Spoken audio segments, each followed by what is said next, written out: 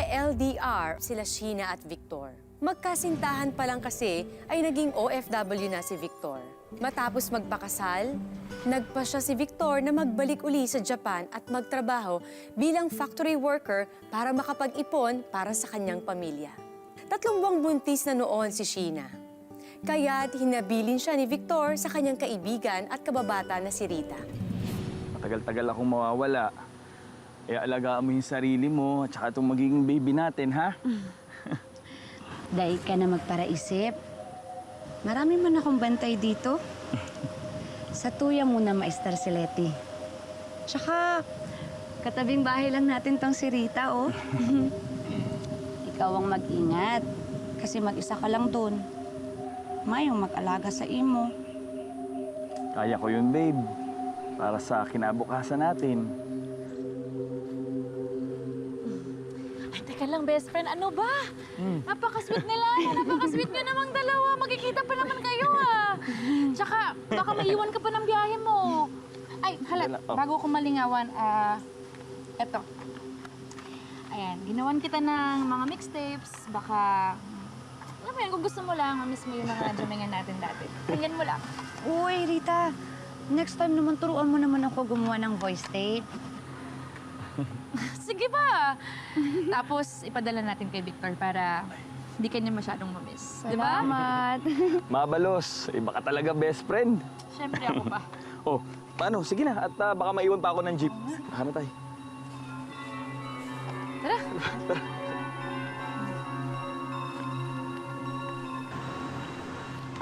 Sige, ate, doon naman muna ako sa loob. Tapusin ko lang yung assignment ko. Oh, sige, dali mo na itong Sige tubig. po, salamat. Sina! Oy, Rita! Ako, tamang-tama. Nagluto ako ng sinapot. Uy, ang sarap nga! Kain ka muna. At saka may dala din ako mangga. Di ba, kahapon mo pa yan hinahanap? Alam mo ba, parang ito yung pinaglilihihan ko eh. Naku, ang bango. Sarap yan. Naku, salamat ha. Hmm? Hala, nakakahiya naman. Ikaw pa nagdala ng cassette recorder dito sa bahay namin. Anong nakakaya? Ayos lang, ano ka ba? Ito din yung ginamit ko dun sa recordings na pinadala ko kay Victor. Hayaan mo. Next time, tuturuan naman kita mag-gitara para matugtugan mo siya. Okay? Salamat. Okay? Sige, sige. Ngayon, magsimula na tayo. Teka, nakabili ka na ba ng mga blank tape? Ay, oo. Sige, Nakabili na. Tara.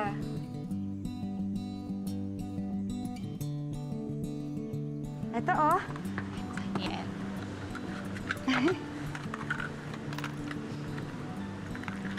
Lalagay mo lang siya dito. Yan, tapos, ayan, press lang natin to. Tapos, magsalita ka na. Sige. Hi, babe. Kumusta ka na dyan?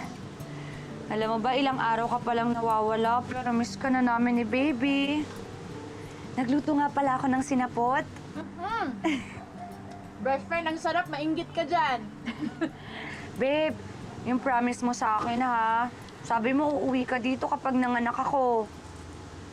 Tsaka nga pala yung kinakwento ko sa'yo na bukol ko sa may binti. Lumalaki siya eh. May bago din ako nakapa dito sa may leeg ko banda. Talaga? Patingin nga.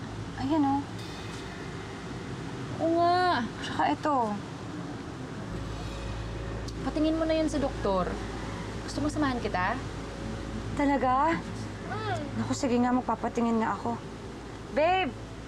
Ay, nako, pag umuwi ka dito, baka kami na yung matalik na magkaibigan ni Rita. Oo nga.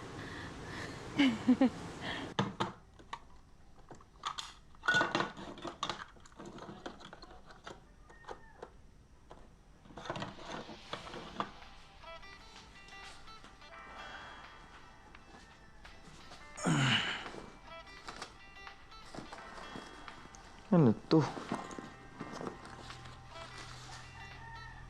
Kaya galing to? Nagdala pa ako ng basura dito.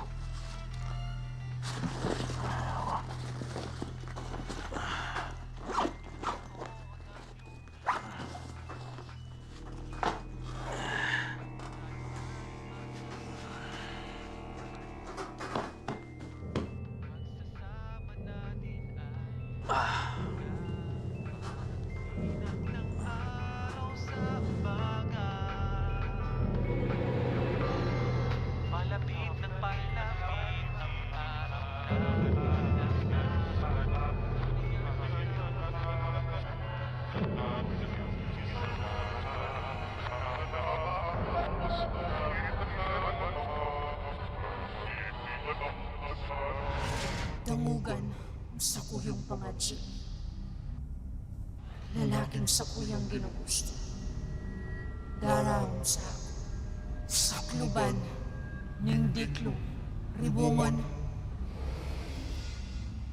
Mayong magiginip kundi sumunod sa kuya.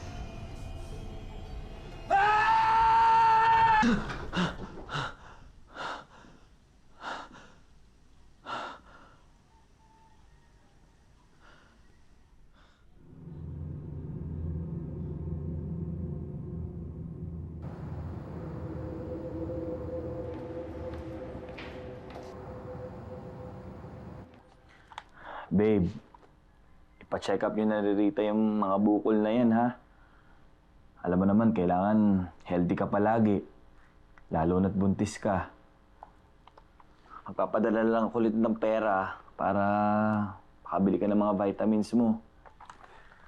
Babe, miss na kita.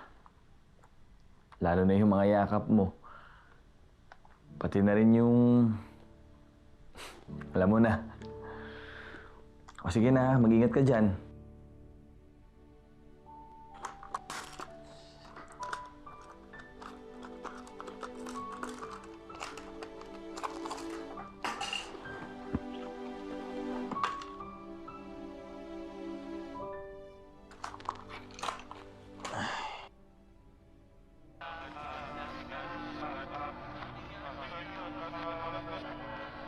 Damugan sa kuyong pangadya. Lalaking sa kuyang ginugusto. Darang sa sakluban ning diklong ribungon. Mayong magiginip kundi sumunod sa kuya.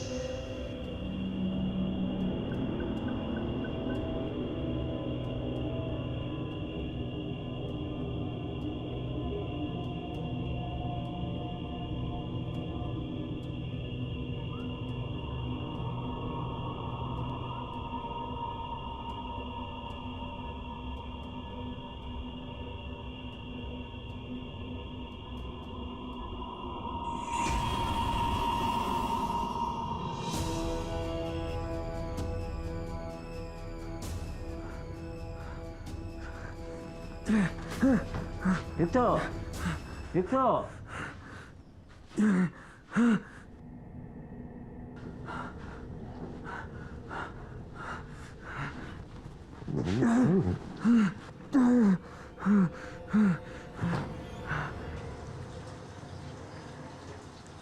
Paubos na yung gamot ko. Pero parang hindi naman gumagaling yung mga sugat. Alam mo, Sheena, dapat bumalik na kaya tayo sa doktor para naman matignan ka ulit. Tapos ano, gamot na naman. Hindi ba nakakasama sa baby namin yung gamot ng gamot? Rita, hindi ko na alam kung anong gagawin ko. Tapos kumakati rin siya kapag kinamot ko nagsusugat. Ate, saan ka ito ilalagay? Dito na lang. Ako na maglalagay sa aparador para hindi maalikabukan. Sige po, dito po muna ako. Ano yan? Mga gamit namin ni Victor nung kinasal kami. Tingin na. Sige. Ikaw, kailan ka ba ikakasal? Kasal? Wala nga akong nobyo eh. Baka naman pihikan ka. Iba, dapat gano'n naman talaga. Lalo na pag iniisip mong pakasalan yung isang tao. Bukod sa mabait at responsable, syempre dapat yung gwapo rin. Parang yung asawa mo. Di ko nga akalain na lalaking ganyan si Victor eh. Akala ko dati walang magkakagusto dyan. Mabait kasi yung asawa ko. Tsaka alam mo, ramdam na ramdam ko na mahal niya ako. Hayaan mo, Rita. Makakahanap ka din ng lalaki na kagaya ng best friend mo.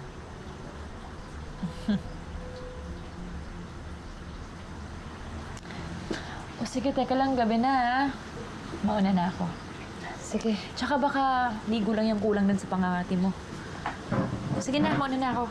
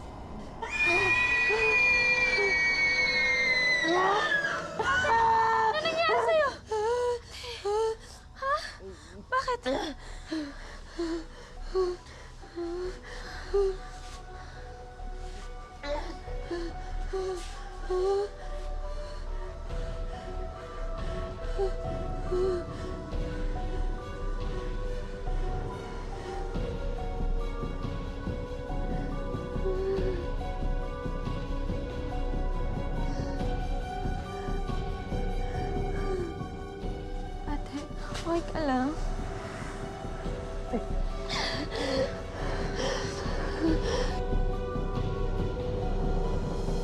Leti, pinuntahan mo ba si Rita? Opo, pero sarado yung bahay. Kumatok din ako pero walang sumasagot. Nay, tama ba itong pinuntahan natin? Anak, maraming bagay ang hindi na ipapaliwanag ng mga doktor. Madalas, albularyo pa ang nakakagamot.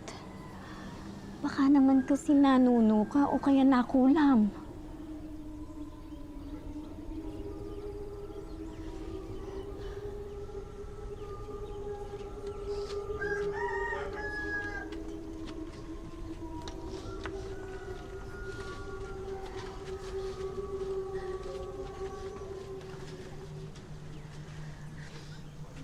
Matagal kitang hinanap. Abuti lumapit ka sa akin. Ano po? Ilang buwan ko nang nararamdaman na may madilim na kapangyarihan na gumagala dito. At hindi sila titigil. Napakalakas. Hindi ko alam kung saan siya nakatira at kung sinong sunod niyang bibiktimahin. Ikaw pala. May nakaaway ka ba? Wala naman po. Matindi ang galit at inggit ng taong ito sa'yo at hindi siya titigil. Hanggat hindi niya nakukuha ang gusto niya. Tulungan niyo po ako. Buntis po ako. Baka kung anong gawin niya sa baby ko. Huwag ka mag-alala. Malakas ang kapit ng bata. Ligtas ang bata.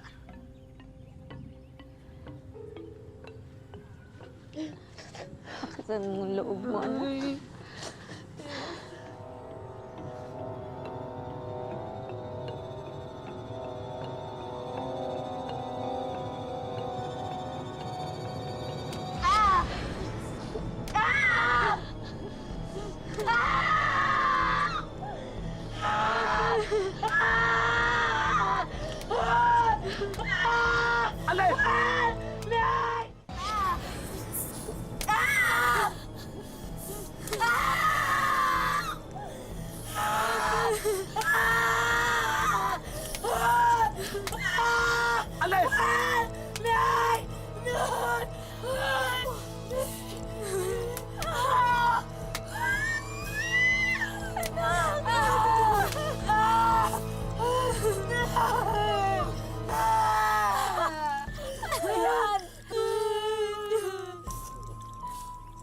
Binubulok ka ng mambabarang at hindi siya titigil. Kung hindi kita nakita, baka ilang araw lang patay ka na. Gagaling na po ba ako? Hindi pa. Hindi titigil ang mambabarang hanggat hindi mo nakuha sa kanya mga gamit mo. Hawak pa niya. Kailangan, kunin mo lahat para wala ng bisang sumpa niya.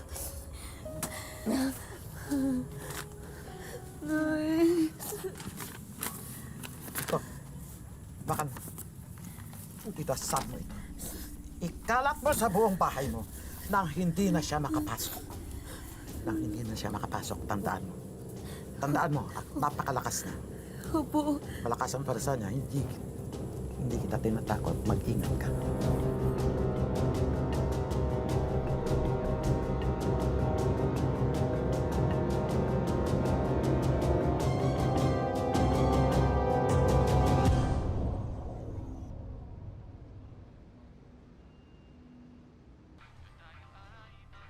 Damugan sa kuyong pangatsi. Lalaking sa kuyang ginugusto. Daraw sa ね sakluban. なんか彼の態度が最近おかしいな多分誰かが大きな呪文をかけている Kundi ちょっと sumunod 待てだ。私は前に見た。そうなの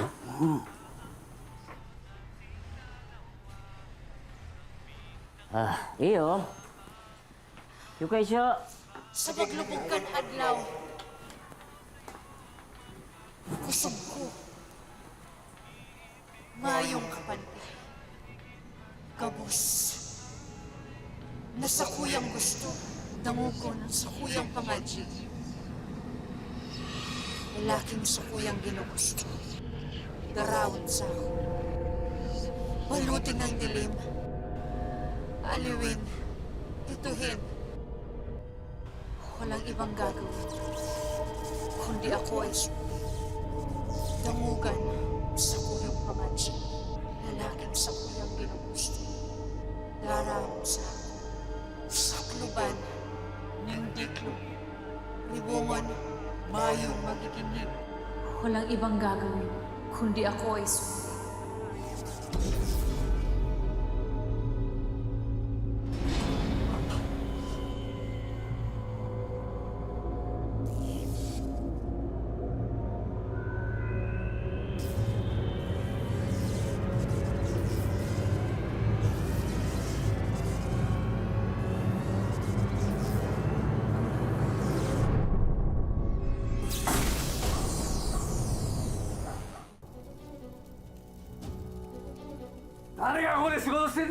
Victor des.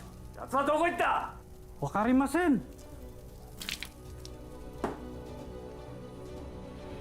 Dahil tila laging nawawala sa sarili, natanggal sa trabaho si Victor at pinauwi ng Pilipinas. Nagulat na lang si Sheena dahil hindi ito ibinalita sa kanya ng asawa. Nang makita siya nito, tila hindi na siya kilala.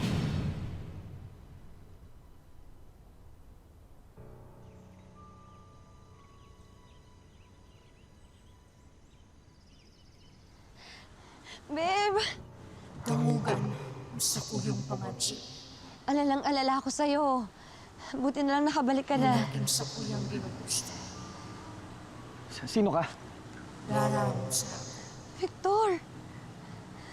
Ako si Sheena. Ako yung asawa mo.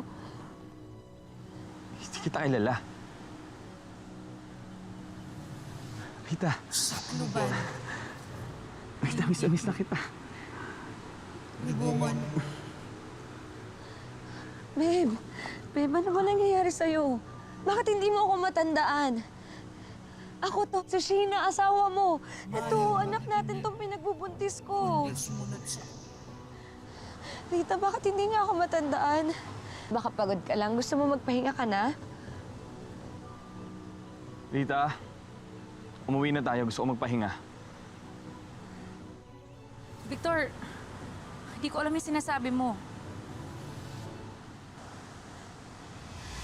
Dito yung bahay mo. Halika na, pumasok ka na sa loob. Magpahinga ka na sa loob. Sino ka ba? Hindi kita kilala. Rita, ano nangyayari sa kanya? Di ba, sabi ng kasamahan niya sa Japan na medyo nawala sa sarili niya si Victor. Baka na-trauma lang sa aksidente. O baka masyado lang siyang na-homesick. Kung okay lang sa'yo, hayaan mo muna siyang magpahinga sa bahay ko. Baka mahimasmasan siya tapos tsaka ka niya makikilala. Okay? Pero bakit di niya ako makilala? Sheena, bigyan mo lang siya ng konting panahon. May dala ka retrato.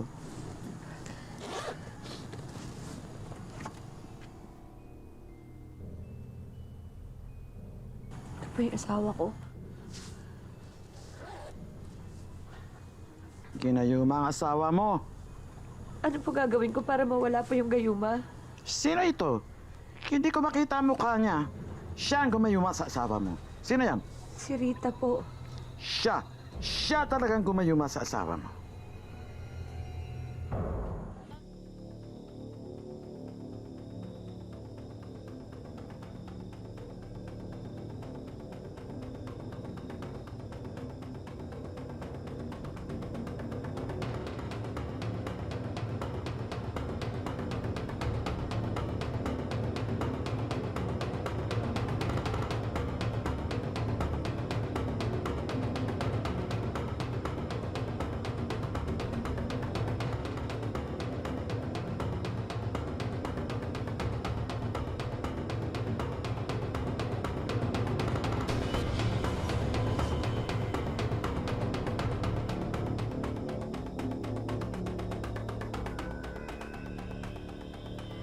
Ngayon na ibalik mo na ito.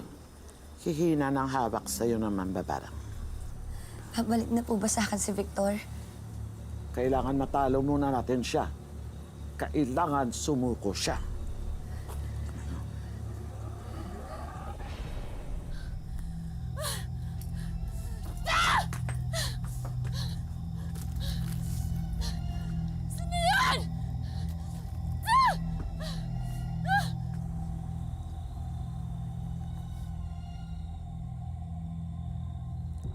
Sumuko ka na. Sumuko ka na. Sumuko ka na. Ano? Tigilan mo na ang mag-asawa. Kung hindi, tutuluyan kita. Ano? Aalis ka, hindi. Tarik ka! Walang iya ka, matanda ka! Pakilamera ka? Dapat inuna kitang patayin eh! Tuluyan kita. Aray ka! Aray!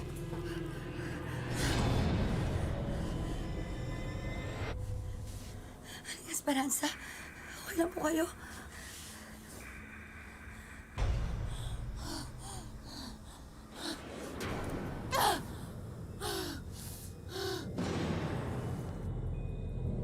Susuko ka ba o hindi? Ano?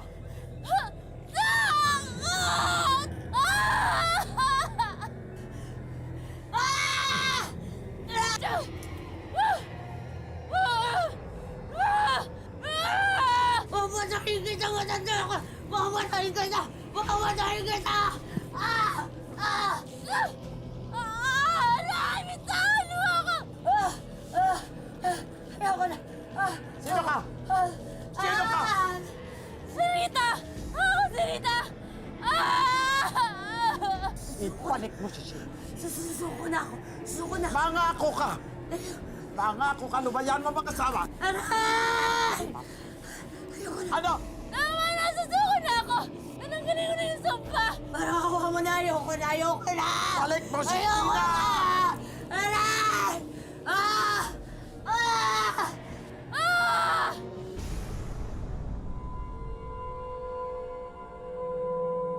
Wakas, nawala na ang tilang sumpang bumabalot sa pagkatao ni Victor at nagpakalayo-layo naman si Rita. Umuwi uli si Victor kay Sheena at katakatakang wala siyang matandaan sa mga nangyari. Ang cute-cute naman yan, oh.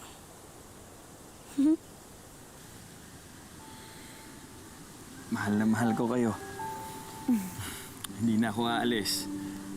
Dito na ako magtatrabaho at sama-sama natin naabutin ang mga pangarap natin. Mahal na mahal ka din namin. Hindi ba, baby? Cute, ah. Dito lang si tatay. Oh, nangingiti siya, oh. Magandang hapon, ako po si Marian Rivera.